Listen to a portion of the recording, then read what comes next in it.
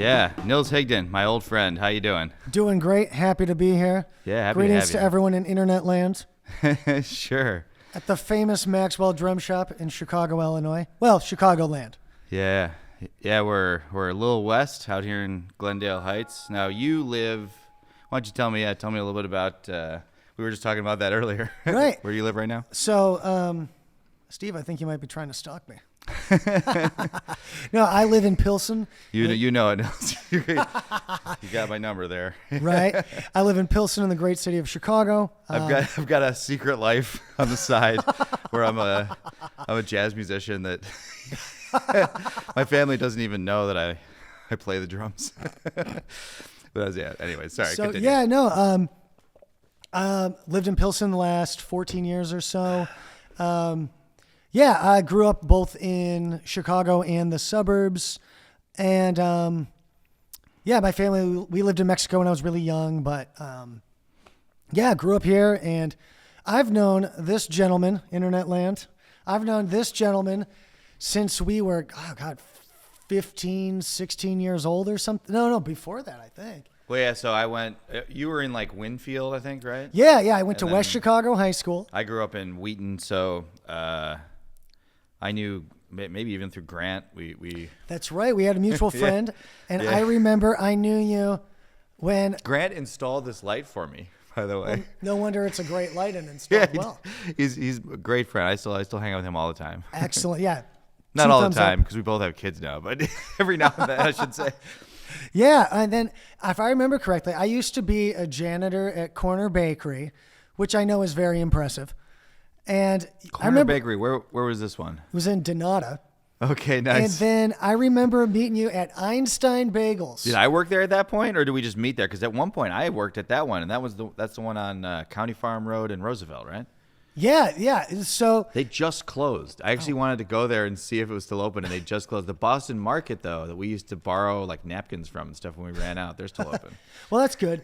Yeah, no, and I mean, look at us now, man. We haven't screwed our lives up, you know? Or as my dad would say, you haven't screwed your life up yet. Sure. Yeah. Oh, by the way, special thanks to my dad. He was the one that said, son, you should go to music school because you would be a terrible banker. And I mean that as a compliment. Yeah. Wait, Yeah. that's how we make the money as drummers. That one was sure. for free. We're all, yeah. Have you ever played in a band where you actually are expected to do that? Oh, on my church job, I'm very fortunate to play And at... then you like get in trouble if you don't. You ever just not just no.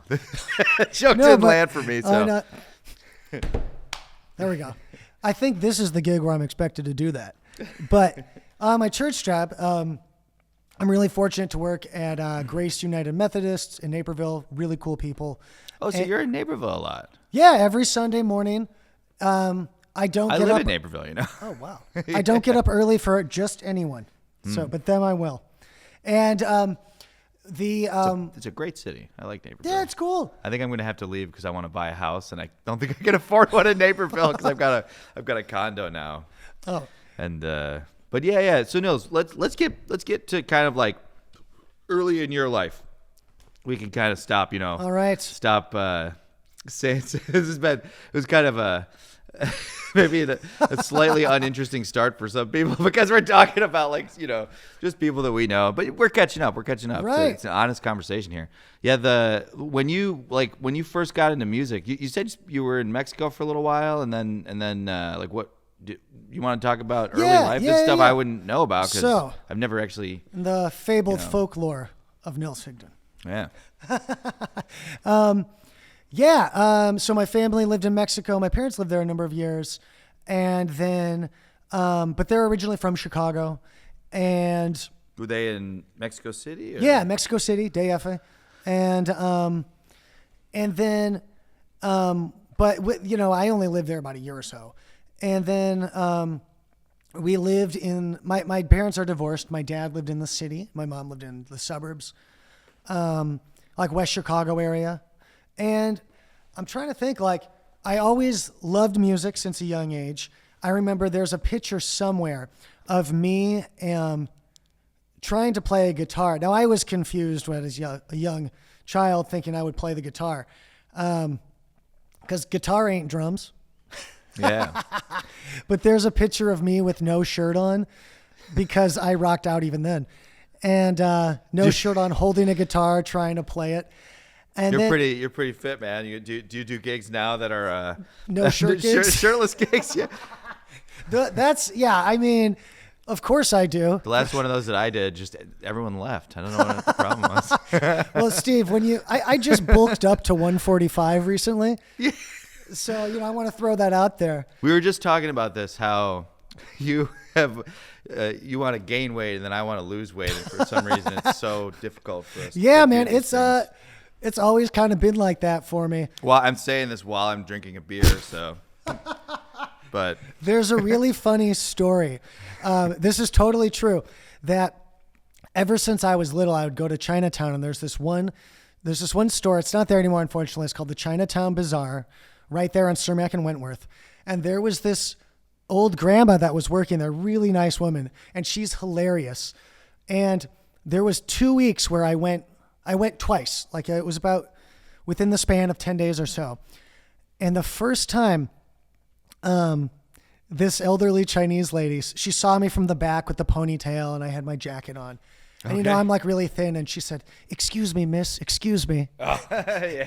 And she totally You've thought, told me the story before. I remember this. Right? But then I came back the next week and she did it again. And she's like, and I'm pretty sure she knew what she was doing the whole time. And I think that if you get burned by a Chinese grandma, that's just... She was making fun of you? Oh, it was, but I think that, oh yeah, I have no way of knowing, but I think she was. Go eat some more food. You don't eat your vegetables. I think that if you get burned by a Chinese grandma, you aren't vegetarian, are you? No, but I do like vegetables. Okay. And, however, I was half expecting you to be like, I'm super vegan. I only. Well, I think that if a Chinese grandma really burns you, that's just hilarious. That's the rule. But no, what was I saying? Oh yeah. So, about when I remember my mom was watching a movie and it had a character in it that was based on Tito Puente. And I saw this timbal solo and I was just like, oh my God, I didn't think life could be this incredible. It was just like everything in the world. Like it felt like living for the first time, And I knew I wanted to play the drums, and I didn't know what team. Like Cuban stuff. Yeah. I mean, he's from New York, but yeah, like Afro-Cuban stuff. But then I knew I wanted to play the drums, and my stepfather and my stepsister played the drums. And when I was in 4th grade, I asked to be in school band, and my mom said, "Why don't you play clarinet?" And I thought, "What? Can you hit a drum with that?"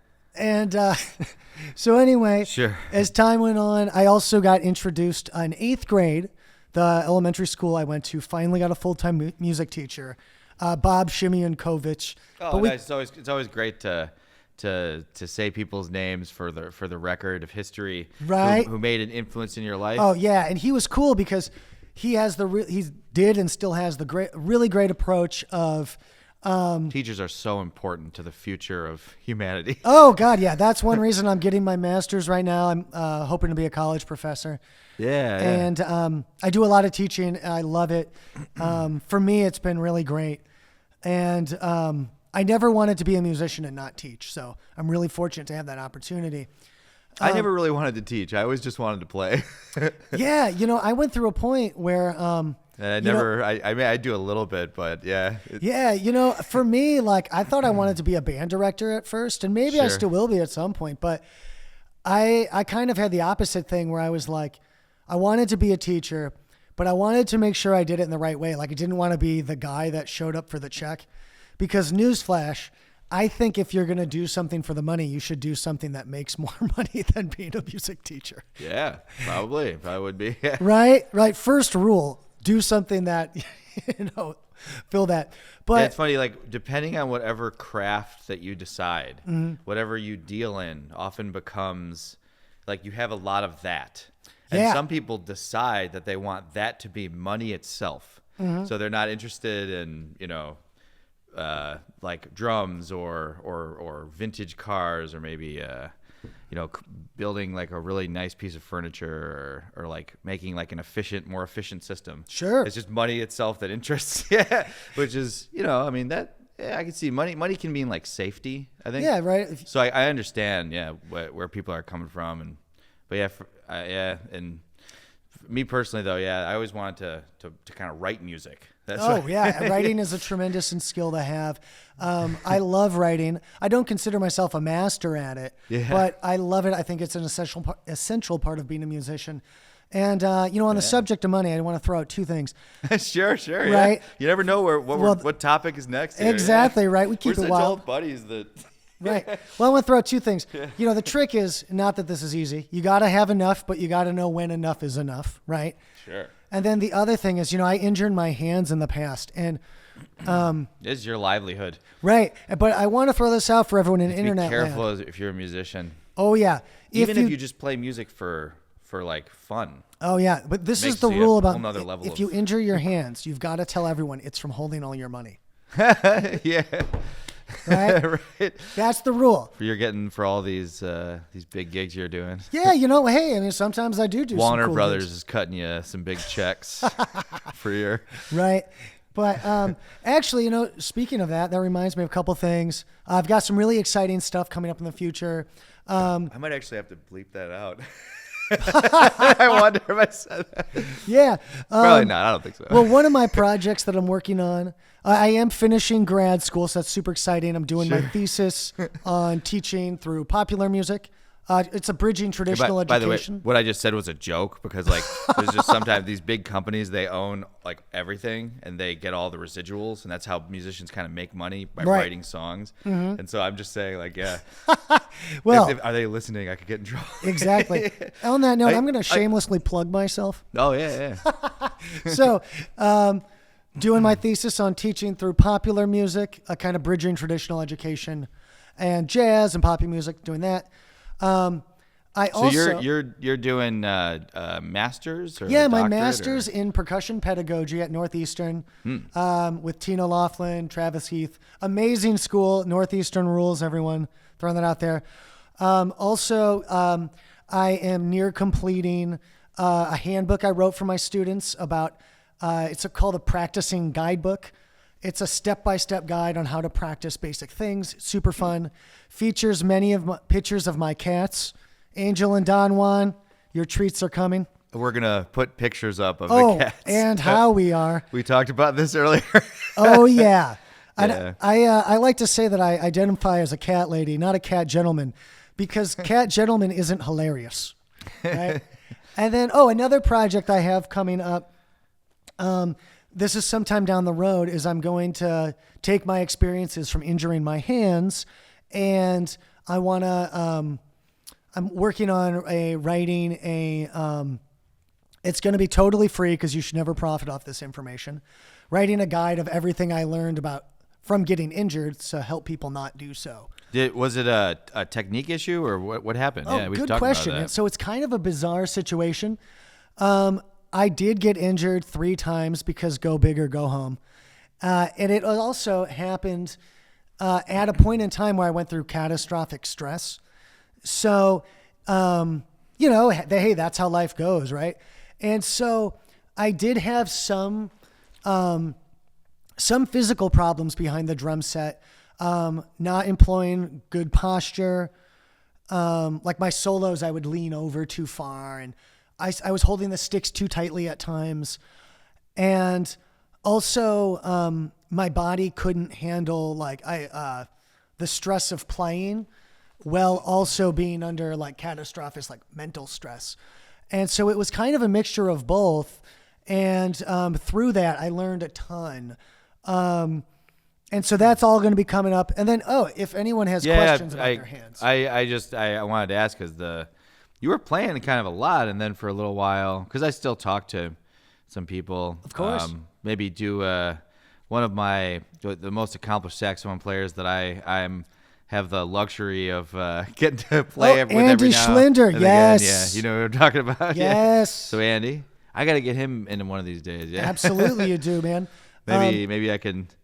Yeah, we're gonna do a gig in a little bit actually. Yes. Maybe before we rehearse or something. Beautiful. Yeah, you played in a band with him for a while. Yeah, and it was great. And Well, maybe is there something we can link to? yes. Because you see, with these, a lot of the times people whose stories like haven't, like you're about my age, so you've got your story is like kind of just beginning. So Right. I don't have to go too far back with you because Yeah. we went to Roosevelt. That's where we went to Course. college.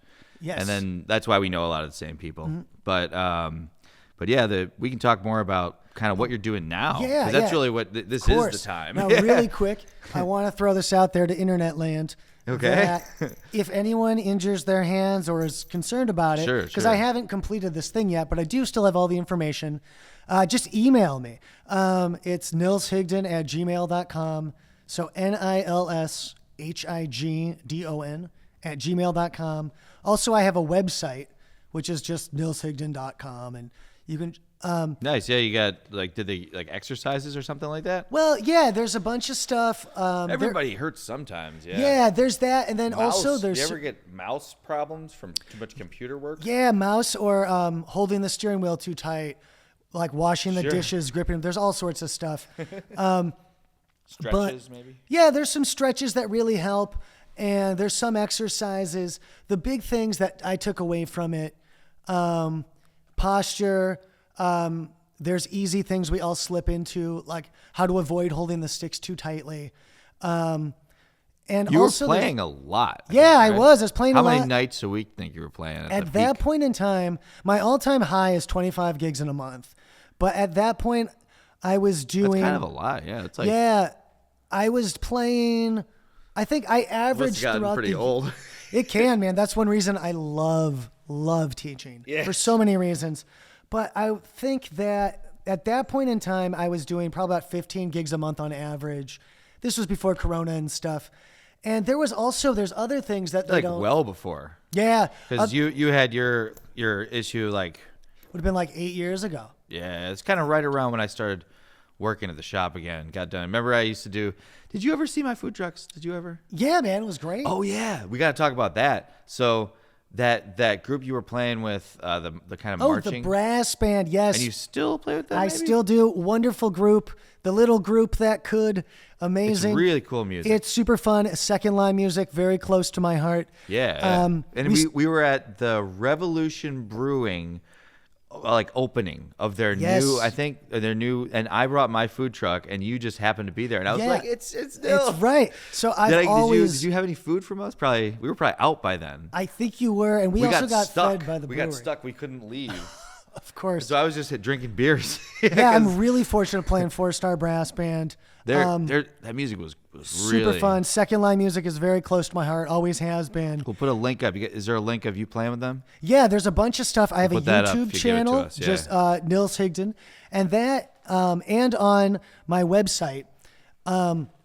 So I have a SoundCloud, Nils Higdon, YouTube, and my website, and it has all sorts of super cool stuff I've done, like Mosaic, the band I was in. That was with Andy, I Yes, think, right? very cool group. Yeah, he talks about it fondly. Yeah, it's a wonderful He band. speaks of it fondly. And I never saw you guys. I was too busy I'll working. give you the album, man. It's cool. And 60 hours a week in the yeah, truck. right.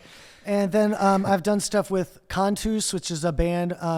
We did a lot of music from Spain and Latin America. Cantus, that means like chant. Kind of. Right, in Spanish? So, yeah, well, it's funny you asked. I did not realize this. It comes from, it's actually a Basque word, which is one of the minority languages. Cool. Yeah, I know. Yeah.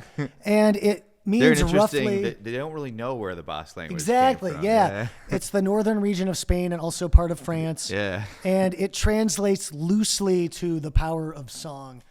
Cool. And I still have some albums if people are interested. Wonderful group. It also has stuff from Chicago Composers Orchestra, all sorts of different bands I've played with over the years.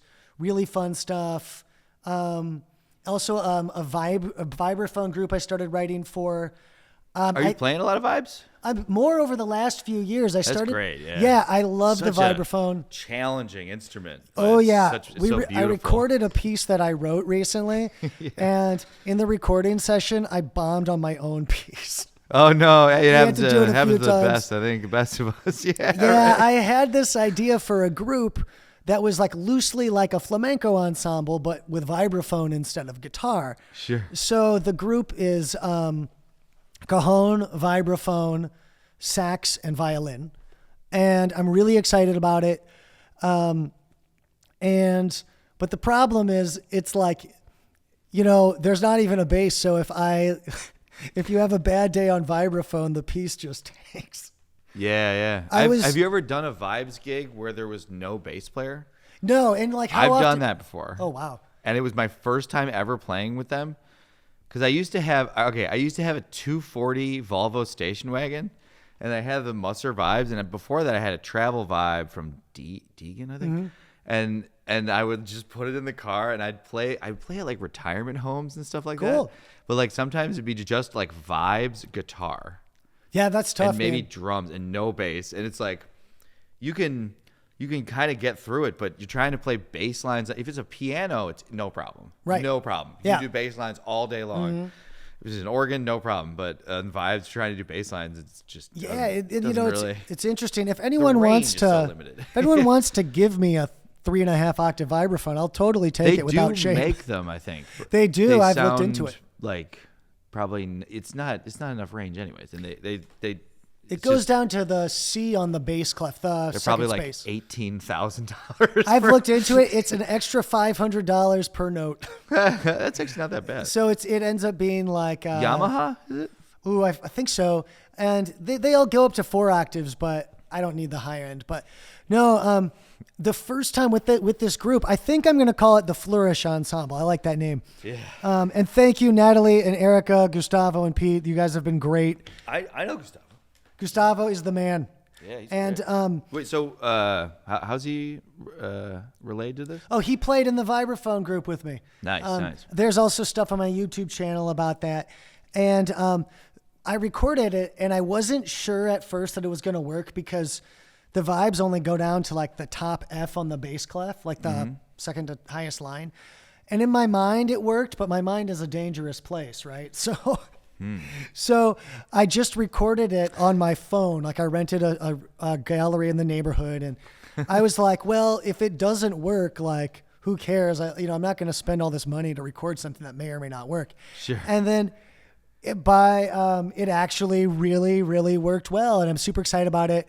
And when I have free time, which, I'm very excited about my master's degree, but it is the opposite of free time. Sure, yeah. I want to do more with that because I have the vibraphone has become very much a part of my musical identity. And I love fooling people into thinking I can play it. Yeah. Yeah, every time I stand behind the vibes, I love it. And then I also think, man, like, where are my drums? This is so weird.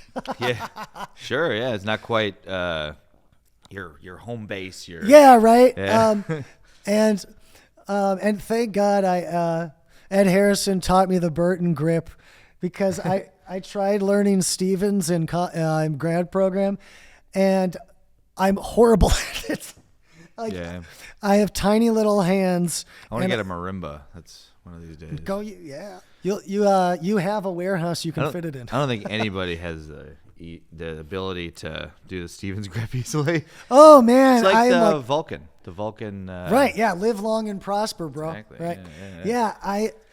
I felt like I was like, I couldn't hold From Star Trek, for those who are listening, right? Don't recognize that. In case you're not a connoisseur of high culture like us. Leonard Nimoy. Right? Yeah. Yes. LLAP, if you know what that means. I don't know what that means. Live long and prosper. Oh, okay, cool. Yeah. Never heard the... Yeah. So right now, I'm super fortunate. I consider myself to be one of the luckiest people on earth. Sure. I get to know cool people like Steve. I get to play music. I have wonderful students.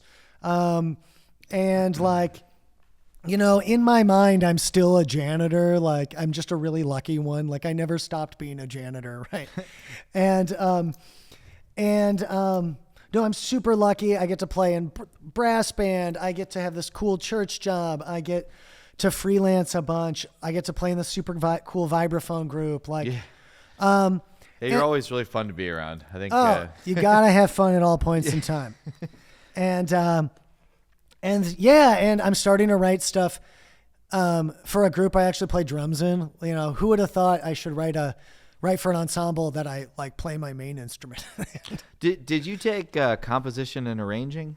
I did, and I really loved it. With Garling. Garling? Yeah. Garling's one of those guys that I think literally knows everything. Like, yeah, he's brilliant man. Does he know the meaning of life? No. Nils, I do it. I keep calling you Noah because Nils Noah. It's just Hey man, I've been called worse, dude. People, I got some weirdo Swedish name. I'm gonna like fast forward to this part and show. Right? No, dude. Sorry. People, Nils. Like, oh, I don't care, dude. When you get a weirdo Swedish name, I'm so exhausted.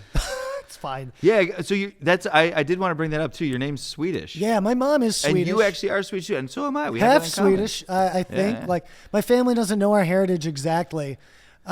Sure. My dad's family, they're like, I guess you'd say they're originally from the El Paso area, kind of like a mixture of everything from there. Sure. So, and whenever I ask, you get like two different answers from the same people, or like there's no real consensus on it. So I guess the short answer would be we're Swedish and mestizo. Okay. But so it's Nils in English or Nicolas in Spanish. I've kind of used them interchangeably for a long time now because, you know, like, I mean, imagine explaining to like some abuela, like my mom taught ESL for many years. Sure. And I was very fortunate to grow up around immigrants and wonderful people. But like, imagine explaining to someone who just got here from Cuba that like your weirdo Swedish name, like, yeah, sure, yeah, goes over like a lead balloon. No like, comprendo. Yeah, right. Es un poquito difícil, sí. But you know, I'm gonna learn Spanish. I speak Spanish every day. It's not perfect, but it is one of the coolest things. Hablo español. Sí, estás aprendiendo mucho, güey. Yeah. And I'd like to learn Spanish and Italian because I'm actually Italian. And really? I think if I learn Spanish first, I might have an easier time, maybe. Yeah, I was very fortunate. I talk to native Spanish speakers and they're like, "No, it's well, not going to be the way it is." It can be a rocky road, but it's just like playing an instrument. You got to jump in and fall flat on your face. So thanks, Mom, for helping with my Spanish. You're totally fluent in Spanish at this point. Fluent, but there's more mistakes than I would like. Sure. I don't want to oversell it. And you can go anywhere in the world, Nils. You can go to like anywhere. They're gonna speak English or Spanish. Yeah, I'm trying to. I mean, except maybe like China, but they'll speak English in most places. Yeah, I was really fortunate. Thanks, Mom, for helping with my Spanish. Yeah. My mom will do this. Speaking of Spanish, my mom and I, you know, we love each other. Do you travel a lot? Not a ton. But my mom will do this. She'll go, if I spoke Spanish. She'll say, she's been doing this for years. She'll go, sure. Why don't you have babies? And I'll say, for all the reasons. And then she'll go, Nicolás, ¿por qué no tienes? I'm like, Mom, you can't say the same thing in Spanish and want two different answers. That's insane. That's funny. But that's not going to stop my mom. I'm like, porque todos los razones, Mom. Like, this is nuts. Like, but you know. Like romantic languages are more kind of like beautiful and refined sounding. It's funny because in Europe in ancient times, like that would be Latin, right? And Latin is like, I'm not sure, man. Yeah, that's where probably. Yeah, I mean, you could. I have a few friends that work in foreign language. If you went like back in time to like ancient Spain and you spoke English, they like 2,000 years ago. They would think you were from Germany probably, and they would be very confused. Like that. Yeah. I would be confused about time traveling. I would be confused about time traveling. Dude, that is like whenever. This might be a first for the podcast of time travel. By the way, discussion. Shout out to all my homies at Headquarters, or as it's known, First Aid Comics. I'm a connoisseur of fine literature. Oh, you're a comic book guy? Yeah, I always have been. Did you ever go to the place in Andersonville that was behind the podcast? Oh, Alley Cat. Yeah, those places are great. I worked there when they opened. Oh, very cool. Yeah. I kind of like comic books too, but I never I have maybe like 300, and then I just never got any more because I was doing other stuff. And I have them in a box. It can be an undertaking. Over there, actually. Yeah. Nice. Oh yeah, I have one. Superman died. Wow. That's actually worth I think $30. Nice. Hey, speaking now, if we start talking about comic books, that's going down. Doomsday. I'll get distracted be here all day. Have you been to Forks Drum Closet? Now you guys own that, right? Yeah, they're huge into comics. Yes. They have like displays. You know, all whenever over. I meet attractive ladies, I always brag about my drums and comic book collection. Sure. Yeah, it reminds me. I was listening to NPR and this accordion player. He said, "That's why I started playing accordion. It was mostly to get chicks." I thought that was. I really love this clever. guy. This guy's amazing. Yeah. I remember many years ago. Thank you, John Luster. I played in a band with Schlinder, and we played at the Wheaton Grand Theater. And I met a very attractive woman, and she said, "What kind of music does your band play?" And I said, "Jazz." And without skipping a beat, she said, "My dad likes jazz." Sure. Epic fail. Yeah. But speaking Wouldn't of it be nowadays? I mean, it's so old though that now it's like jazz is kind of cool again. I think, right? it should be. If it's not, Youth of America, heed this. Jazz is amazing. Changed my life. All of the best rock musicians I don't know love a lot of jazz. people that don't like jazz. Yeah, most people I don't like. They appreciate. Yeah, it's like it teaches you how to be awesome at anything you want. I'm a big believer that the music you play and study should be like the food you eat. You need a balanced diet. Now, of course, everyone has their favorite food, and some foods you don't like, and that's okay. But jazz is one of those things that I think in some way or another needs to be part of your musical identity. Well, there is like probably there's a huge percentage of the country that probably kind of appreciates it, but maybe would like never really listen to it. Yeah. Kind of see it as like a historical step, like it was there, and now we have a mission cut out for us. Yeah, I think it should exist as like a living, breathing art form. Absolutely. That's what we need. We need it to exist as a living, breathing art form that can still kind of move in different directions. Yeah. That isn't just something that's in a recording. Absolutely. And, and I believe Go to a jazz club. Right. One of these days. And I believe very strongly that all music belongs to all people. Music is like food. It's better when you share it. And and I believe that like studying, playing, like whatever you like, man, you exposing yourself to all of that. Like every form of music has a different type of benefit it gives you. Sure. And speaking of that, on that note, I'd like to brag about myself. That was a terrible thing to say. All right. I have a really bad sense of humor sometimes. It's all right, Nils. I can't take me anywhere. What do you want to say? Oh, I was just going to say thank you to Hassan Ozdemir and Mehmet and all the guys at Bosphorus. I am so lucky that back in the fall, I became a Bosphorus endorser, Bosphorus Cymbals in Istanbul. And I'm so grateful to them. I wanted to make sure to mention on the podcast. So wait, you said Bosphorus in Istanbul? Yeah. Okay. I'm sorry, I should say that.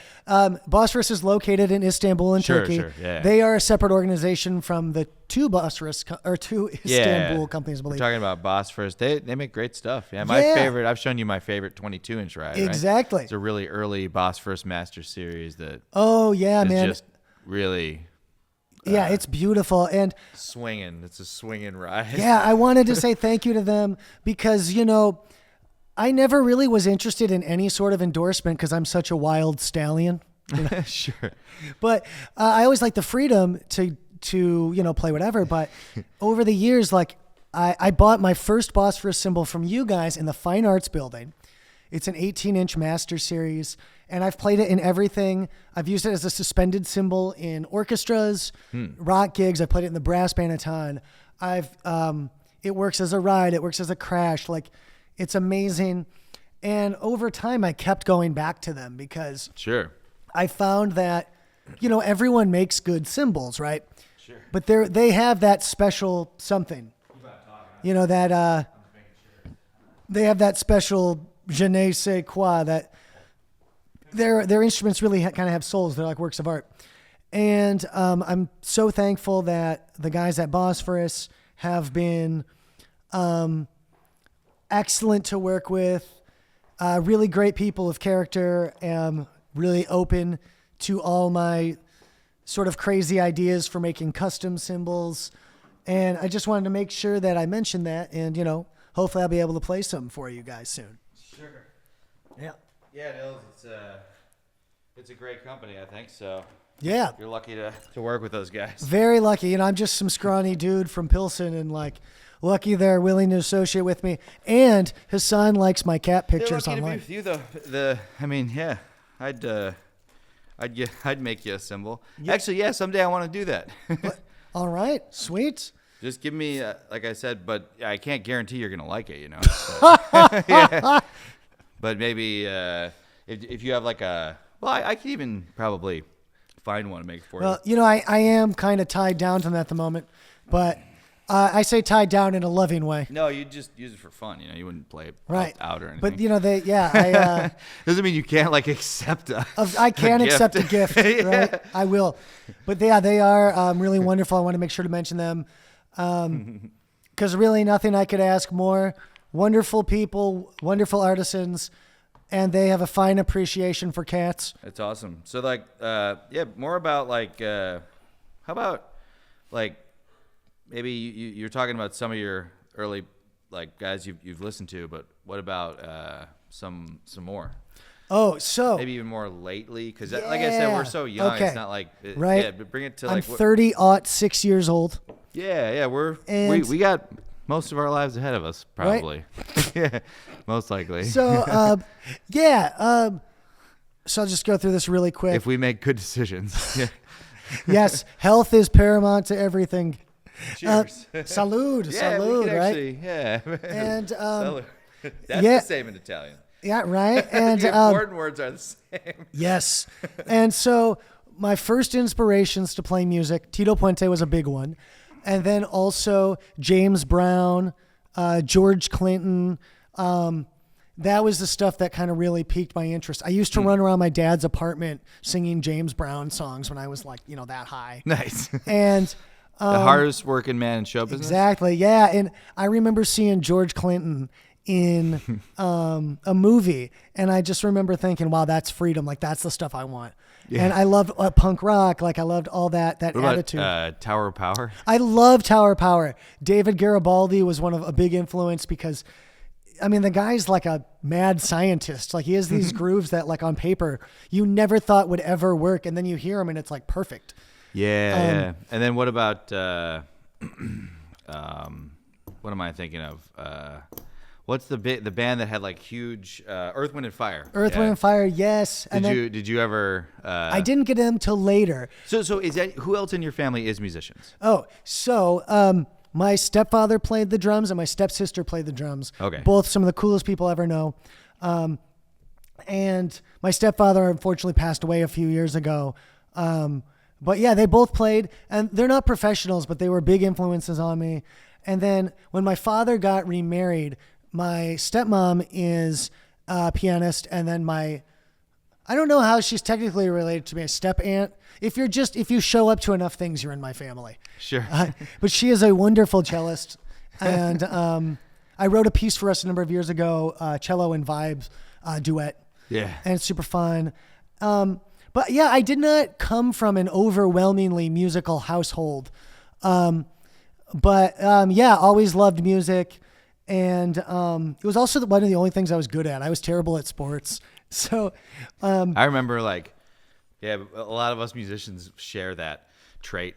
Yeah, I remember when I was like trying to figure out how soccer worked. And for whatever reason, where I grew up in Wheaton, there were a bunch of really, really good soccer players. Oh, sure.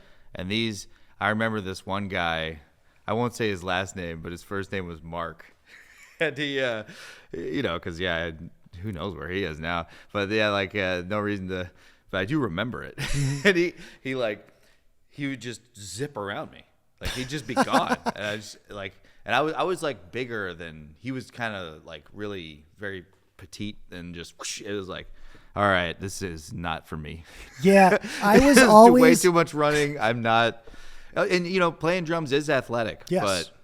but that kind of athleticism, not for me. Oh man, I was always the smallest and fun, shortest in my soccer. class. Not trying to say I don't like soccer. I love soccer. And for everyone listening, I'm talking about for any Europeans listening, I'm talking about football. Not American football or hand egg, as it's also known. Yeah, this is the one where you kick the ball on the ground that's round. Until I was 16. It's uncommon in America, right? You know, because soccer's not popular here. Football is popular here. I think it's getting better. I think it's getting more popular. But I was going to tell you that until I was growing up, where I grew up. Until I was 16, I was the smallest and shortest one in my class. I was terrible at sports. And then in high school, I got to average height. I'm still super scrawny, but I got to average height, and that was a real win for me. And then now I have like students that are 14-year-olds old and bigger than me, and it hurts my self-esteem. Yeah. I want to charge them more money when they get taller than me. Sure. Yeah, it's interesting as you get older, you see like all the different generations, you know. Yeah. Learning things and right. Yeah, teaching is wonderful. I love it. And as some of my other influences, people I heard. So yeah, I think most people kind of go backwards when they get into music. Like they're interested in sort of current things. I loved Rage Against the Machine. My brother turned me on to that. Yeah. I loved the punk rock band Rancid, and then I got into other things. And then Maceo Parker was a big one. I love that album, Life on Planet Groove. And from there, I got into more stuff like Miles Davis, more How'd you swing get into stuff. Miles Davis? I had a drum teacher that was like, oh, well, if you like Maceo Parker, you should start checking out jazz stuff. Ooh. And we started getting into that type of thing. And, other huge influences, Elvin, Art Blakey, all the the normal, like the sort of gods of our instrument, Philly Joe. And then I also really liked El Negro, Antonio Sanchez, Daphnis, those guys. Yeah, man. Do you remember we spent so much time together in various Latin? Yeah, with ensembles. Ruben Alvarez. Yeah, yes, we the gotta mighty say Ruben. Ruben's name, and I'd love to have him out here one of these days. Yes. We talked about this on the phone. Absolutely. If you wanna, I think you sent me his new number. did. I'm so busy, I never called him. And Yes, all power to the mighty Ruben Alvarez, one of the coolest people. Infinitely happy. I had he was privilege of the him live. first guy that ever really kind of like engaged me heavily in all these different kind of rules of Latin American music and like Afro-Cuban. Man. So this stuff, a lot of the times it seems to me like people listen to it. Sometimes you think that, you can just do anything, but kind of like every rhythm you play and every that it's meaningful and it's designed to all work together in a very absolutely, man. Ruben has been a huge influence on my life, and you nailed it, man. He really laid it down so well. Yeah.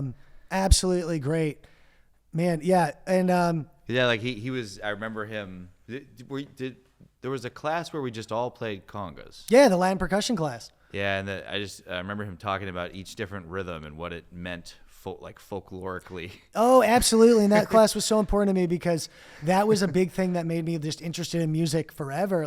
Or at the beginning, like with Tito Puente and Carlos Santana, that was a big influence on me too. My dad loved Santana, and he'd be like, you got to check out Soul Sacrifice and Mike Shreve and so that was some of the first stuff that got me involved in music or just piqued my interest and the Afro-Cuban stuff in particular is just so amazing. I think maybe it's the unique history of that country. It's so unique because it's so isolated, and then it has so many different influences from Africa, and then it was kind of like maybe insulated a little bit from some of the stuff that was happening in the States, maybe. Interesting. Yeah. So the music is just very that's some of my favorite. The Wawanko. Yeah, right. That's like I always play that pattern. I think. Well, I mean, it was Ruben who kind of taught me it. Absolutely, man. Yeah, Ruben. What does that mean exactly? The rumba wawanko. It's that specific type of rumba with the call and response between the conga and the low tumba. So bum bum bum. Yeah, bum, exactly. Bum bum bum. bum. Yeah, so like a perfect fourth. Yeah, so the two drums should be a perfect fourth, the two wide intervals, and then if you use a third drum, it's a minor third. I think I sang a perfect fifth, but We won't tell on you. Although this is on the internet forever, Steve. So. Yeah. Yeah, man. And, Scott Mason and Paul and Marcosi and all those guys, when I think about all the people in my life I want to be like, man, it's my teachers, man. Like those guys we're so lucky to have those dudes. Yeah, absolutely. Yeah. Chicago College of Performing Arts at Roosevelt. Absolutely. Hello to any of our buddies who were. Absolutely. Yeah. Yes. Best city in the world. There contemporaneously. Yeah. Very cool, man. So maybe what about like some modern artists that you've just kind of run into that maybe are worth mentioning? Yeah. Lewis Nash, he stands out to me as one of the more like traditional modern guys. Love his playing. Then Stefan Harris, the vibraphonist, wonderful player because he stands out to me as someone. I remember seeing him with his band 90 Miles at the Chicago Jazz Fest, and he particularly stood out to me because he has such a beautiful compositional element in his improvising. He can go from like really rhythmic based ideas that almost have like a drummer like quality to really melodic, like song like phrases, and stuff that's really maybe like harmonically sophisticated. And to me, it's like he solos in such a way that you can't not pay attention. And so he's one guy I think about a lot. Antonio Sanchez is one of those guys. I think he's got a lot like that going on too. I saw him at with like Pat Metheny maybe. Yeah. At the where the Chicago Symphony plays. Oh, Orchestra Hall. Symphony Center. Yeah. Yeah. He had a really, really, really light touch, which I really appreciated. And he plays with these sticks that I used to use actually. I think cool. They were by was it Zildjian maybe? I believe so. Yeah, I can't maybe remember. Maybe it was Zildjian that made them. And they were longer. They were kind of timbali stick like. Yeah, they do get really narrow at the end if I remember correctly. Ball tip. Well, actually the opposite. Because aren't timbales supposed to be just like flat though? Like they're just rod? Yeah, they're just like a dowel. They tend not always, but they tend to be a little thinner than standard drumsticks. Well, right, of course. But I was just saying, his like kind of felt they were a little bit longer, and because I guess the sticks I was playing with before that were more tapered for like maybe like press rolls. Those are really good for. Mm-hmm. But then I used them for maybe like 2 years, and I used to really like it. But then I moved away from that. I moved to Regal Tip. Nice. Yeah, I usually. But now Regal Tip is apparently you can't get them anymore. Oh, wow. I don't know exactly what's happening. I don't want to say anything, but it's. Yeah, I love their brushes. Yeah, well, you're not going to be able to get them anymore unless they come back. But you have to switch to Vic Firth. Maybe this is actually a problem. This is a casualty of the last 3 years. I'll just say. Possibly because they're part of Collado, which is supposed to be a bigger company, I think. But somehow so those black brushes everybody ubiquitously uses pretty much are not going to be available. And so the purple ones from Vic Firth, they're pretty much the same, but they're purple. It's a little. It's just not your speed, Steve. Well, what if it clashes with the decor of where you're playing? Just sometimes, if you're going for a drumstick or like a brush, I like to go with the. They are really well made, though. I do like the Vic Firth. They're very well made. I have a Vader set that's black. I'll contact them. I'll be like, can you guys do a Steve Maxwell version that's just the same brush, but yeah. Nice. Yeah, the sticks I tend to go between. I have a few different sets. I go between for the drum set stuff. I have the Vic Firth AJ6. People call them chopsticks. AJ6, my dad likes those. Oh, I love them. Those have like the extreme taper. Yeah, I love them because it really gives me that edge in quiet playing. But I can still blast out and play really loud. With our good homie Andy Schlinder, he and I recorded this duet. It's on my YouTube channel. It's my arrangement of an African folk song. Although I hesitate to call it an arrangement because it's so simple. Like I think I wrote it on the back of a napkin somewhere. But I'm sure Andy loved that, reading off that. Yeah, right. He gave I just put an image in my head. Right. Hey, I Andy. made sheet music for him, but it's a drum and saxophone duet, and it Like gets I would do that to him.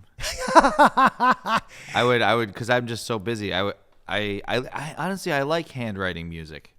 It's all like, and because you can see how, but it's really tough to read.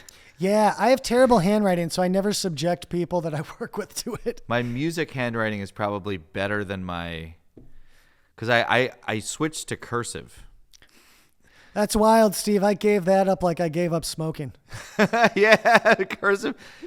Cursive is cool, man. It's hip now. It's cool again. Oh, wow. Cursive is cool again. Yeah. Are you like a handwriting hipster, Steve? There was an article on Vice. Yeah. About how wild. hipsters in the big cities are writing in cursive again. Well, Using the post office to mail letters to each other. Wow. well, this duet I played with I'm just making Schlinder. this all up, of course. This thing with Schlinder, I use those AJ6s, and it gets really loud, so like I can still play loud with them too. Yeah. And I use that, and then I've been using the Bill Stewart model by Zildjian a bunch. Love that. I tend to play things that are like 7As or similar. Sure. They have more focused sound on the cymbals, and I just really dig that size. It's a good weight, and also I have little tiny hands. I use 7A. Yes. Yeah. My hands are kind of medium. There's Okay. like my brother has like I swear his hands like adapted to become a double bass player. His hands are like so much bigger than mine. It's crazy. Then again, yeah. But yeah, isn't it funny how some people like trying to think. I've got some buddies or who's Ron Carter, I think. Mm-hmm. Yeah, he would just play those like octaves and just really easily, just so easily. I was just listening. Is he with Coltrane on Love Supreme?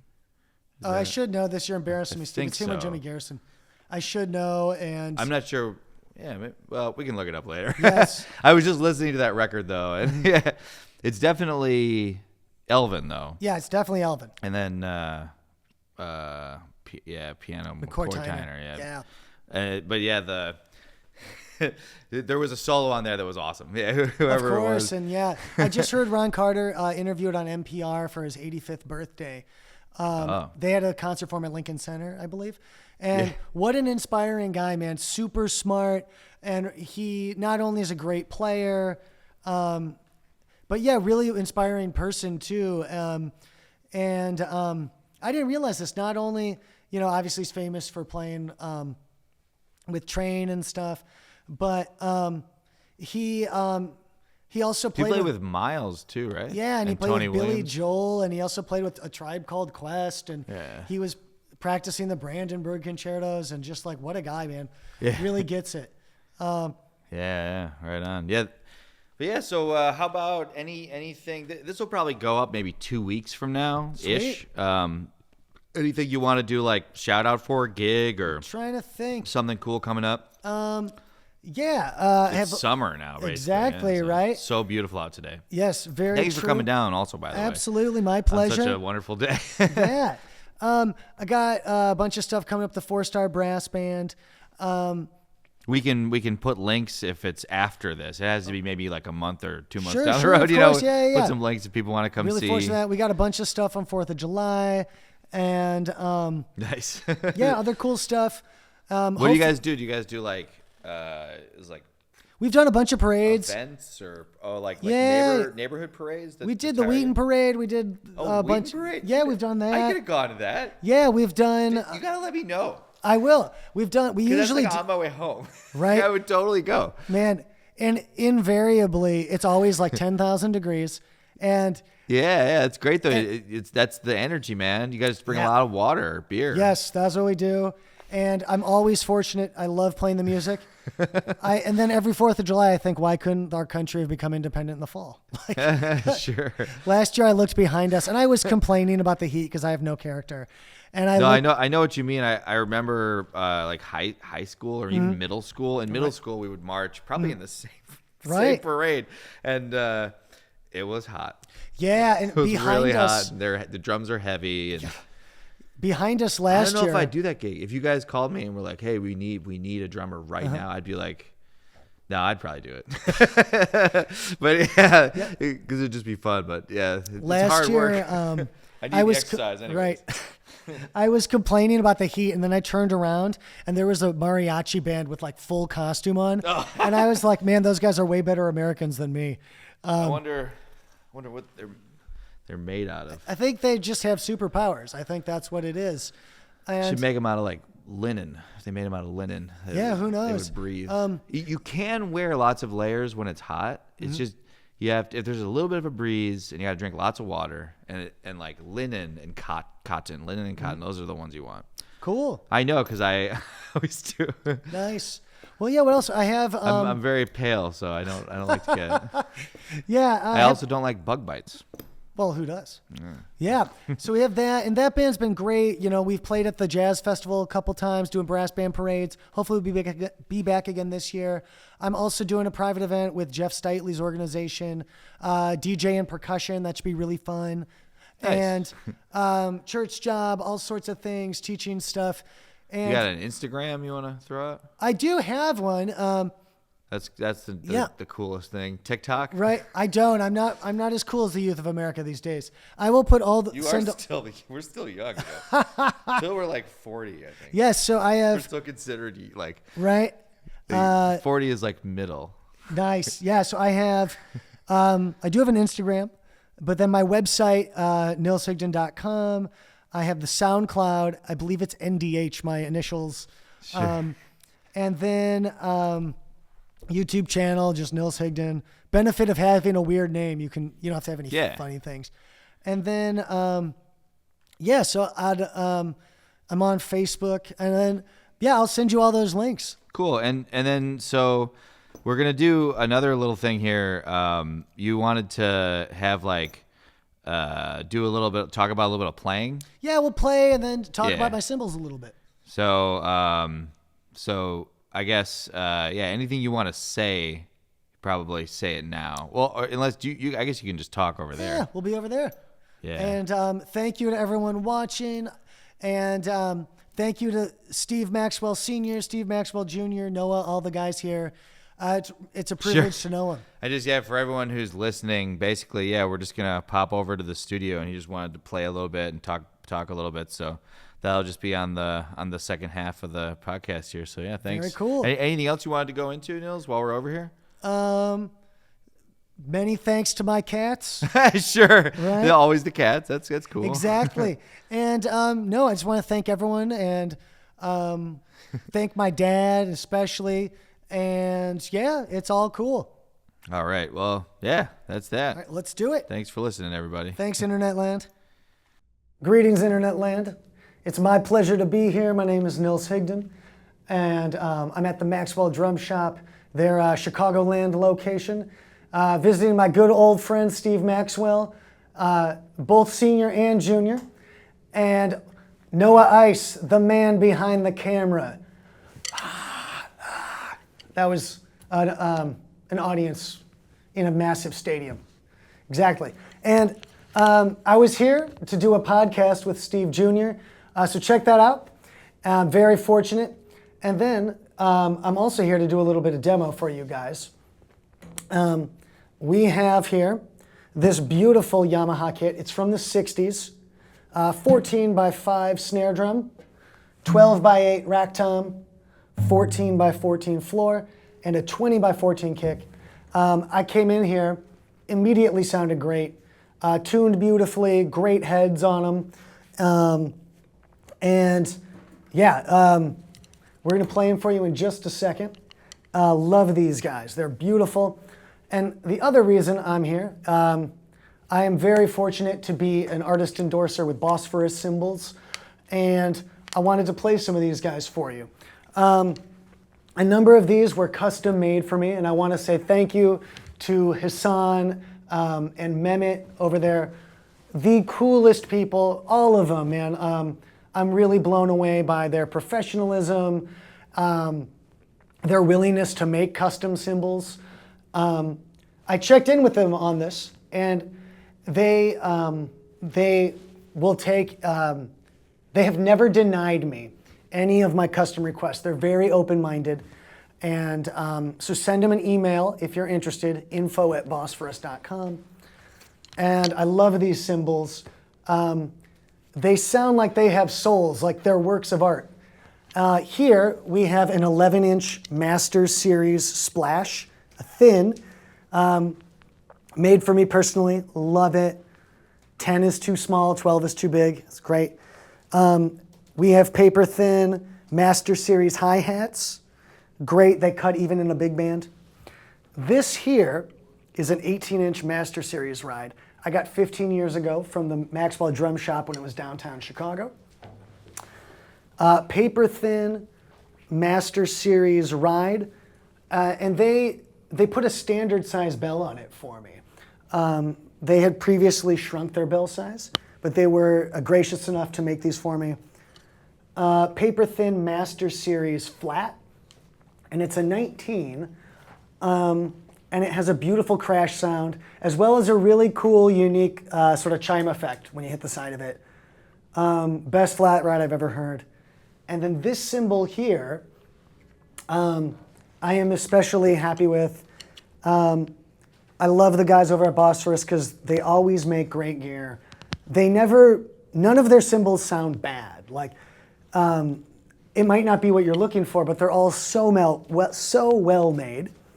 And this one is especially great for me. It's a 17-inch syncopation medium thin crash with holes in half of it.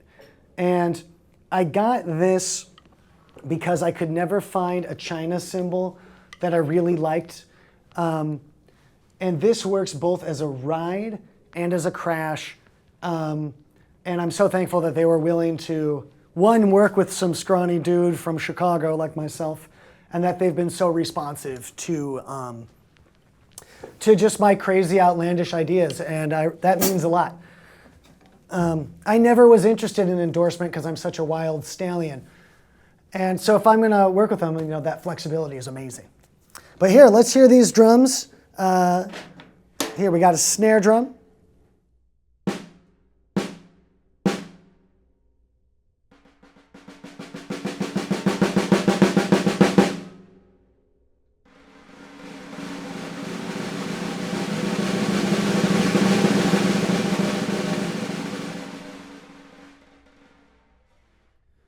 Beautiful. Now the rack tom. Love this guy.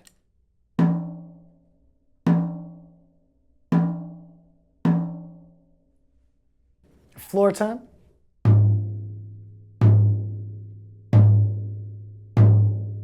The bass drum, I love it. It's got a beautiful power stroke on it. So that's with the beater in the head. Here's without. Cool. Steve and I were talking about a Roomba Wawa and Co. in the podcast. So I'm going to play a little bit of that for you can hear all the drums.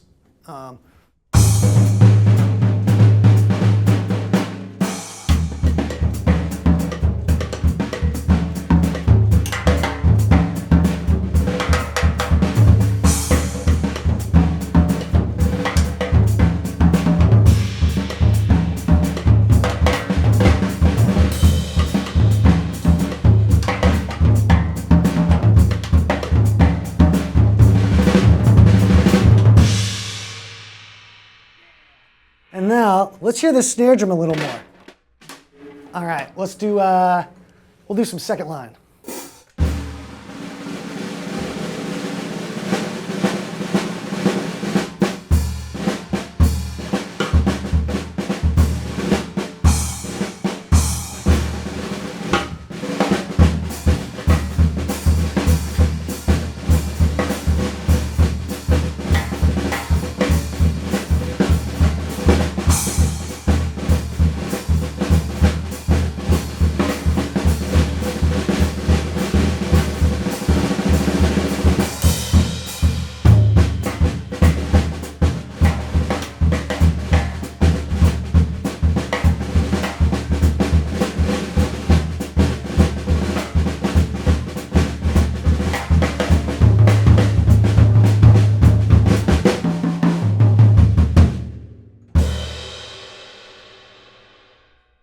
It's not dropping your stick if you catch it afterwards. Cool, guys. So let's check out some of these cymbals. You heard of some of them just now, but I know all of us drum nerds want to hear every little thing independently. So here's our Master Series Splash.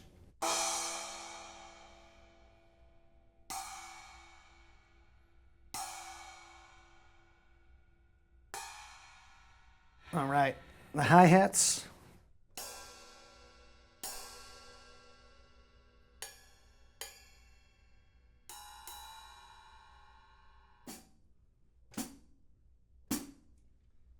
This is for all you disco-holics.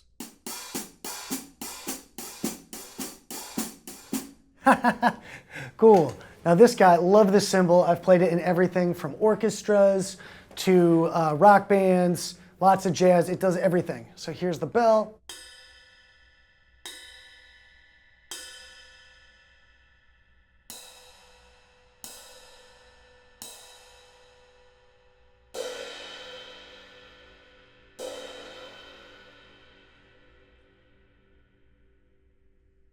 Now here, I specifically got this ride to have a great crash sound because I love Elvin Jones, I love his contributions, and you know, you gotta have something that can ride and crash. And the enlarged bell, or I should say standardized bell, is great because I play a lot of Latin American music and stuff like that too. So here's the bell.